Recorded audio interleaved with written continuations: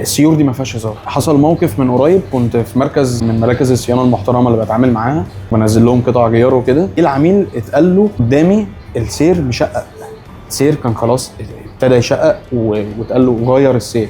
فالعميل طبعا افتكر ان اللي قدامه بيتعامل على ان هو عايز يبيع له. طبعا العميل بقى عمل نفسه الفزلوكه. الراجل الطيب ده بعدها باسبوع يشاء السميع العليم ان انا اشوفها جايه لنا بقى ايه على الكساحه، اي دافع ثمن ونش. ثمن السير كان ربع ثمنه اللي هو دفعه، اخر دافع رقم. طب ايه لازمته؟ ودفعت ثمن السير وبرضه رجعت تاني. خاف على عربيتك وخاف على نفسك ان انت ممكن تعطل انت وعيالك في طريق سفر. السيور دي ما فيهاش هزار. ما ينفعش اركب اي سير، يا اما اصلي يا اما الحاجات اللي تحت الاصلي على طول، ما فيهوش وسط. فوق الوسط يا اصلي.